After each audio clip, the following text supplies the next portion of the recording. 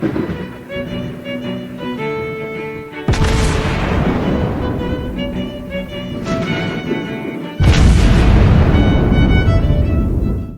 everyone, and welcome back to World of Warships Blitz with Terry. Today we are once again in a carrier, and I have actually been preparing. To be honest, I've been watching Death from Above's carrier instructional videos, and they've been really good. I'll leave a link in the description. I can thoroughly recommend you check these out if you don't know what you're doing, like me. I still don't, but I'm a little less noobish than I used to be. Anyway, he pinged those to me because he just couldn't stand me seeing me, being really terrible. So thanks for that. Anyway, today we'll be looking at the HMS Furious, the Tier 6 British aircraft carrier. And it looks interesting, well, to say the least. It's got a really, really unique shape to it. The Furious did not start out as an aircraft carrier. She started out as... how am I going to phrase this? Well, let's take a step back. So, when the British Navy was developed and came up with things like the Dreadnought, which was revolutionary, the first Sea Lord at the time was Admiral Fisher, and he was rather instrumental in all these kind of things. He did come up with a lot of innovations, and Admiral Fisher liked speed. So Admiral Fisher liked battlecruisers. In fact, he liked speed above everything else pretty much, and during the First World War his idea was that the British would invade Germany through the Baltics. Now, the Baltics are on the shallow end of things, and to make matters worse, the boffins in the British government prohibited the Navy from building anything larger than a light cruiser. So Admiral Fisher came up with a new class of light battle cruisers, and this was the Courageous class of ships, containing Courageous herself, Glorious, and Furious. Now, because he was meant only to build light cruisers, but he wanted battle cruisers, he made very, very big ones with no armor, and the Courageous class had a very shallow draft and had 4 guns, 2 in the front and 2 in the rear, plus a bunch of secondaries which weren't very good. And the Furious had 2 guns. Well, she was supposed to have 2 guns, very, very big ones. These were, I think, 457mm, I'm gonna have to check, but really, really large calibers. 1 in the front, 1 in the rear. Well, and since they were at it, when they were building the thing, they decided to ditch the front gun, so the Furious only had the gun, the one of them, and they put the front half was a flight deck. So the whole Baltic thing didn't happen. These battle cruisers were built, and they actually really didn't have any armor. And they were structurally so unsound that during bad weather, one of them started to twist and bend to the degree that they needed to be reinforced. So this goes into the more curious cabinet of things. In fact, they were colloquially known as the outrageous class of battle cruisers. But since they were added on Furious, they were putting, well, like I said, the front half to be a flight deck. So it's like a discount Ease with a gun, one of them. I would love to see these things in World of Warships. Tier 6 with a single gun. That'd be hilarious. But in return, you'd get a really, really big one. So eventually, because every time you fired the gun, you got the heads of the rivets shorn off and actually sprayed all across the deck because it was so big. They did away with the gun and replaced it with the other half of the flight deck.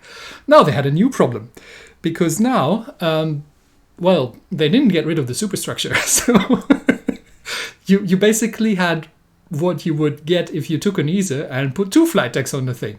So every time somebody had to try and land or start, they had to drive around the superstructure. That did not go well. So they stopped that business very, very quickly as well. And then decided to just rebuild the whole thing into what we have here today. And that is the converted battlecruiser, the HMS Furious. Now, before we go to the loadout of planes, let me just point out something really, really funny. And actually we will get back to that after we look at the loadout. So just somebody remind me of that. I do realize that this doesn't make sense because I'm recording. Anyway, you know what I mean. I'll remind myself. Let's compare her because we're now at tier 6 and it starts to get a little serious. So let's compare her to the Independence. The Independence being the American tier 6. The Independence actually being a Cleveland underneath, which is a proper light cruiser rather than a light battle cruiser. And Furious gets a bit more armor and health. But like I said, just because it's a battle cruiser underneath doesn't mean it's a Lexington. Because these things were technically not battle cruisers. The Furious is not quite as maneuverable and quick as the Independence, but it's not bad.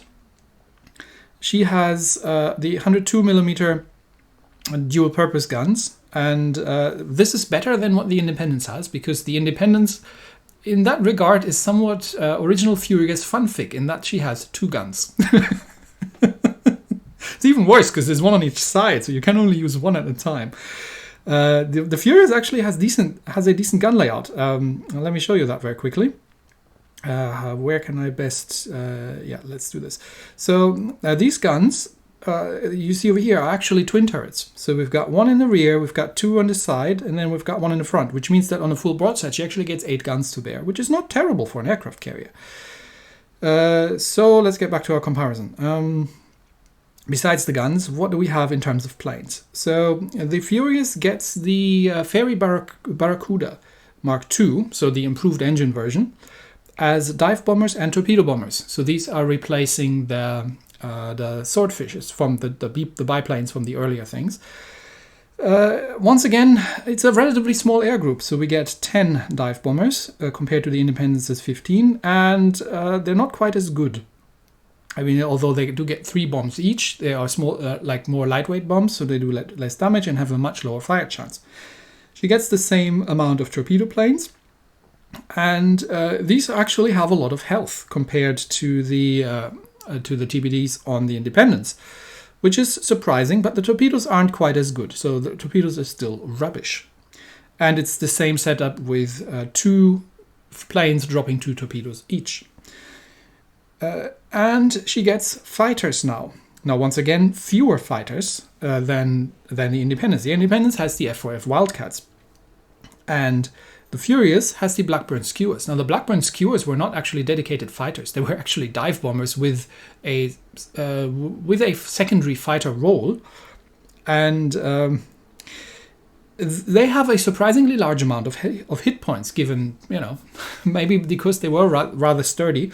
But given that the F4F Wildcats were actually renowned throughout the Second World War for their ruggedness, this is a little funny.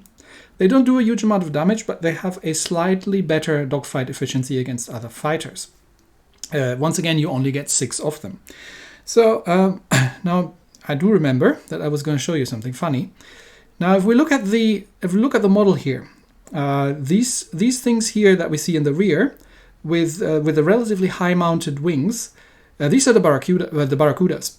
The thing that you see in the front, with the kind of canopy that's reminiscent of a dive bomber, because that's literally what these things were. These are the fighters. Do you remember how many fighters we have? Do you want to count how many we have on deck in this model? It's 13. So there are 13 fighters on the deck in this model, but the ship herself only has a grand total of, what was it? 6. So the other 7 are just here for decoration. They're probably not going into battle. So this is quite funny. They should have actually been the other ones. They should have actually been it should have been the other way around. So these 5 on the rear should have been the fighters, and the other one should have been the torpedo and dive bombers. But I'm reasonably certain that that these are the Barracudas and these are the other ones are the Skewers. So yeah, that's I just found that funny. So how does she compare to the Ryujo, to the Japanese carrier? The Ryujo actually has better guns than the Furious. which is kind of funny. Obviously also gets more dive bombers. I mean, these are Japanese dive bombers, so they're not great. The fire chance isn't great. You only get, like, 3 per squadron and everything. It's all about the torpedo bombers, and this is where the really interesting comparison comes in. So obviously the Japanese have better torpedoes by a fair margin, and that was to be expected. But you actually get more torpedoes on these things than you would get on the Ryujo, because you get 2 squadrons of 2 each. So all in all, the torpedo alpha strike is actually not terrible on these things, provided you can get them all on target. And because it's 2 squadrons of 2, you can stack them better, sort of thing. So this is not actually terrible. And in terms of fighters, we're actually at the same page here, although the Japanese fighters are all around, I would say, better than the British fighters here. Because we already I think we're starting to see zeros already here. All right, so these things out of the way. What do we have here? Now let's start out with the elite service, because I keep forgetting that. You can actually get more... Oh, we haven't looked at the AA capabilities of this thing. Let's have a very quick look. It's not terrible, but it's also not massive. The surface detection, once again, is very good. This is already my modified version here. The AA is not completely dreadful, and you can further boost that using the elite bonus, but I would thoroughly recommend going for the ground service just for a faster cycle time on these things. Then equipment-wise, I have put the fighter mod 1 in here. You can still go for even faster cycle time, but given that she only has a small number of fighters, I want to make the most out of them. So giving them more speed and more attack efficiency. Attack efficiency, I think, if I remember the instructional videos I watched correctly, is against bombers, not against other fighters. That's the dogfight efficiency. So important distinction there. That doesn't make them better at dogfighting, but it makes them faster and makes them better at shooting out other stuff. We do get a little bit of more choices here now, so I am actually using the air defense mod here for better small caliber AA damage. Still not enough quite to defend yourself against an enemy carrier who decides that they want you dead, but we're getting there. And I am actually using the concealment mod in the 3rd slot, which once again brings us down to what was that I had, something 6, yeah, just like a smidgen under 7 kilometers, which is a pretty good concealment for these things. Which means that supply-wise, I am actually now switching over to the extra AA ammo to do a little bit more in terms of that, and the obvious choices both for the fighters and the bombers. Or just for the bombers, I think. We're in tier 6 now, so you can start having a camouflage, which gives you more hit points, which does more bomb damage, which would be great, more torpedo damage, and better surface detection. So that's all around a good choice. The question is, would you want to stay, would you want to keep this, or is this just a carrier that you'll be, going over? Because this has caused some confusion, so I just want to mention that very briefly. These are tech tree ships. So even though you can pay money for them in the Blitz Pass, these are tech tree ships. You're going to get them for free in a month anyway. So that's not to say that the Blitz Pass isn't worth it, because I don't know if it is. I haven't calculated. It's everybody's decision, but it does contain other resources. But the ships in there are previews. You just get them earlier than everybody else. So no, these are not premium ships. These are tech tree ships. They're just not out yet because the pass is still active. So obviously they wouldn't put the tech tree out, because then nobody would pay for the pass. Makes sense economically. The commander, relatively little choice here. I've got the aerobatic maneuvers for return speed and the exploit weakness, obviously, which just makes the most sense, and everything else really is just, your standard choice. Since carriers very rarely actually have any skills, that's kind of what it comes down to. All right, then, let's have a look at me playing carrier. And, I'm still not good.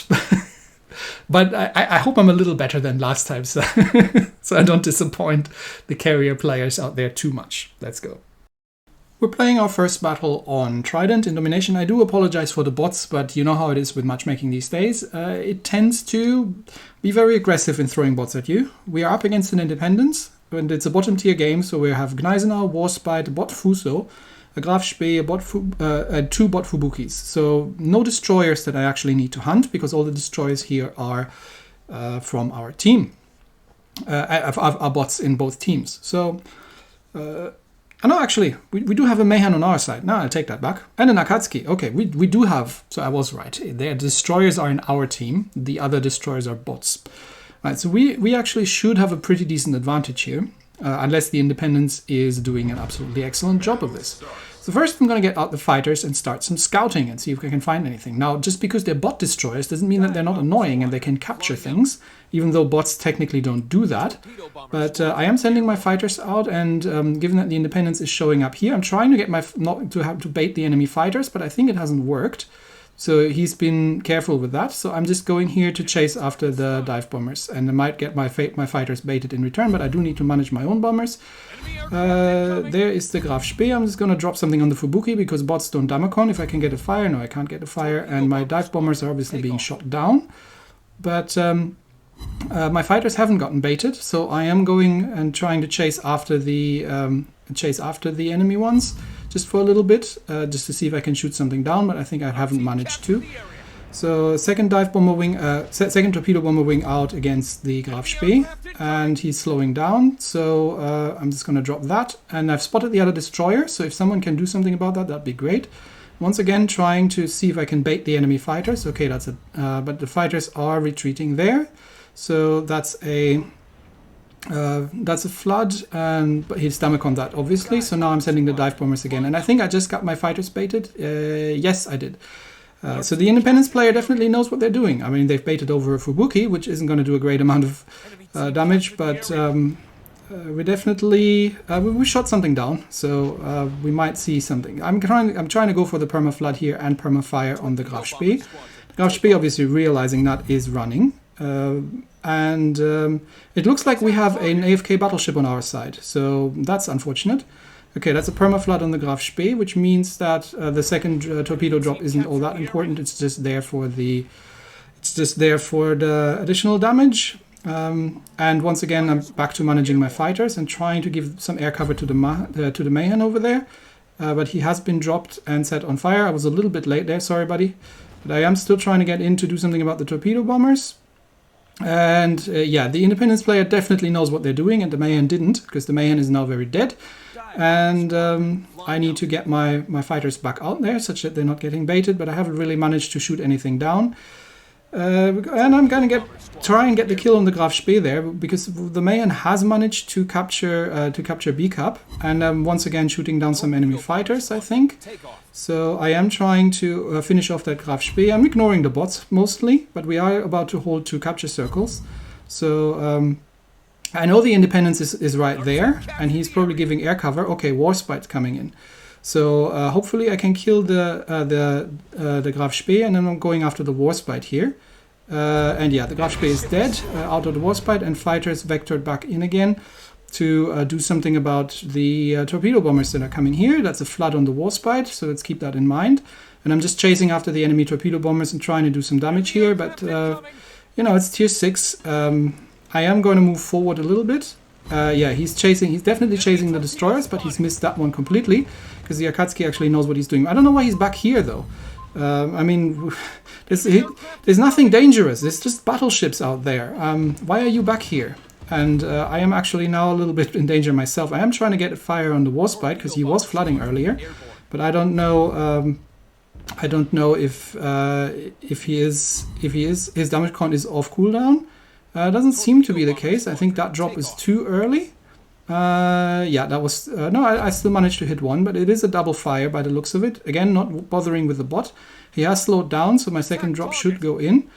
And once again, I need to actually check where the enemy dive bombers are. That's where they are. So fighters out and trying to intercept them, but I am obviously now perma-spotted by that bot, Fubuki, and I am actually getting probably dropped by the enemy carrier by the looks of it. So I am trying, yeah, the carrier is dropping me. I am able to shoot one of his dive bombers down, and I am trying to kill that bot, because he will keep setting me on fire, and much worse, he's keeping me spotted as well. But then again, the carrier is after me, so I might as well just not bother and try to do as much damage as I can on the Warspite. But yeah, I am reversing, trying to get behind the island.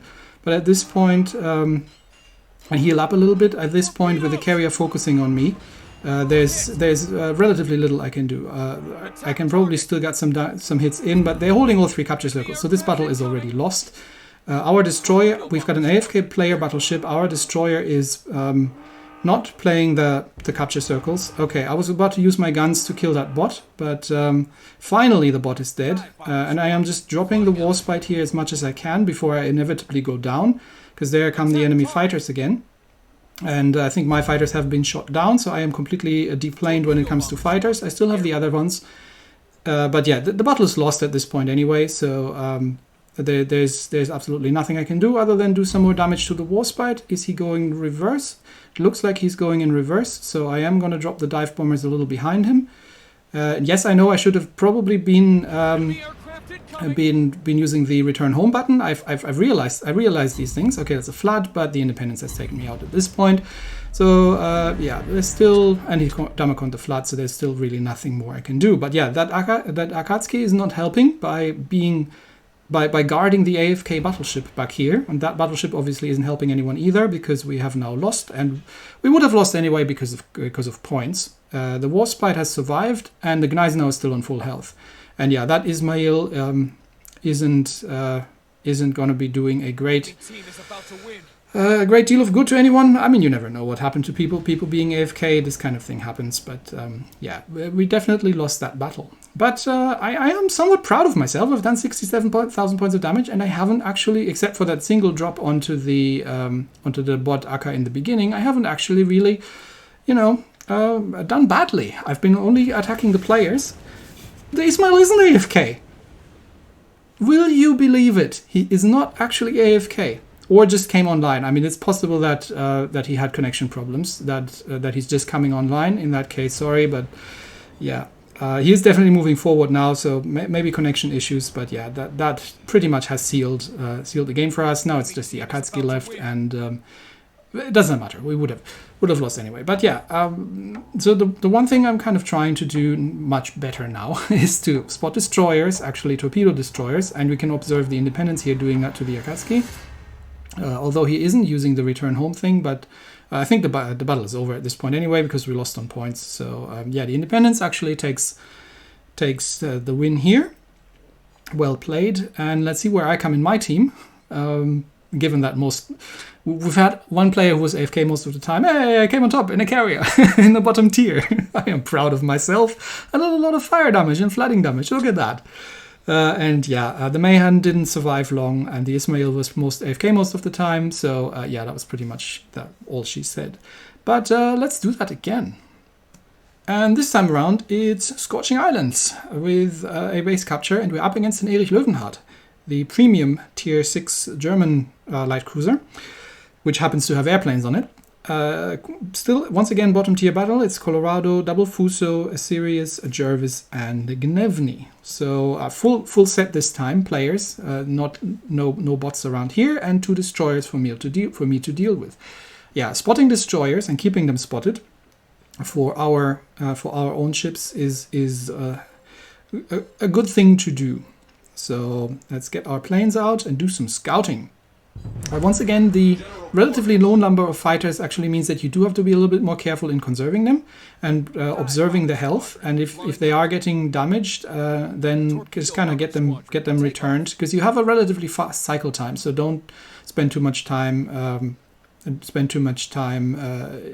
there and just losing them. Okay, I don't know where these dive bombers are going, but I'm gonna just let my fighters deal with them while I'm scouting with my own. Okay, we've spotted the Gnevny, so he's the first target. So I am trying to torpedo destroyer. Okay, so that's probably a bit too far forward still. I've got a fire on him.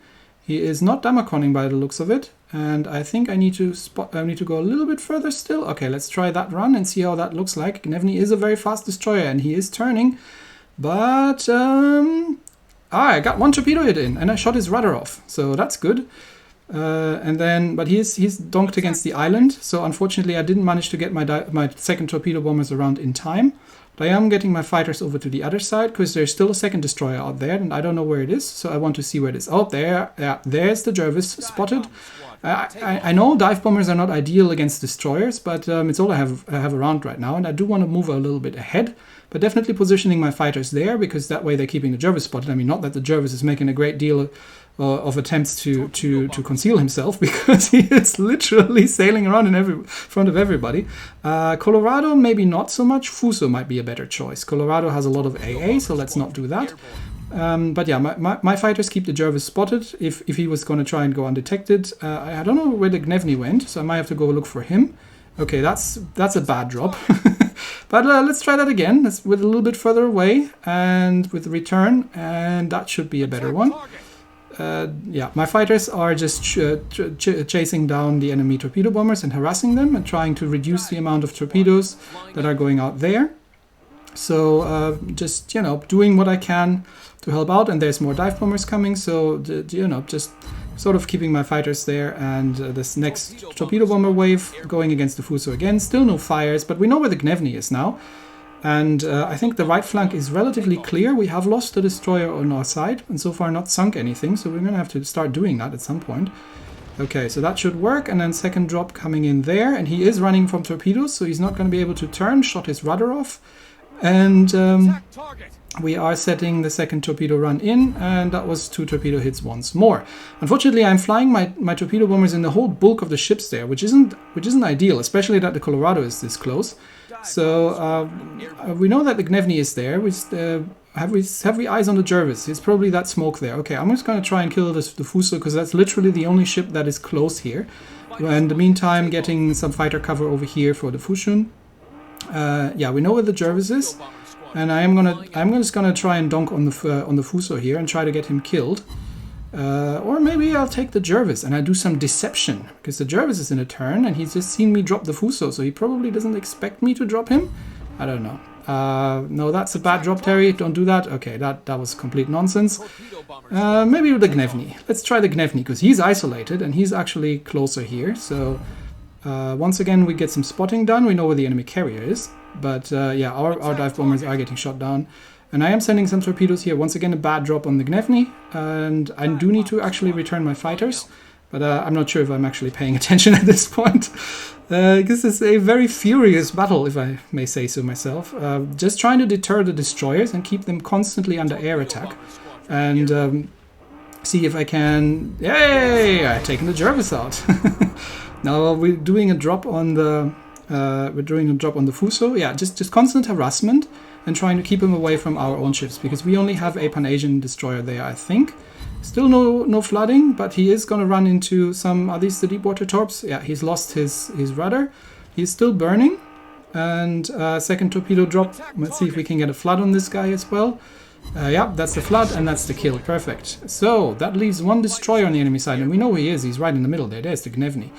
So dive bombers out at the Gnevny, because he is on low health, and I am going to start taking on the Sirius. Now at this point I probably could start moving forward a little bit.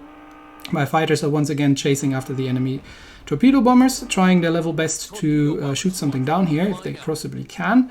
I can't manage them right now because I am actually busy trying to line up that Sirius, and now I'm pressing the wrong button. No, I don't want to press this button. Ah, stupid buttons.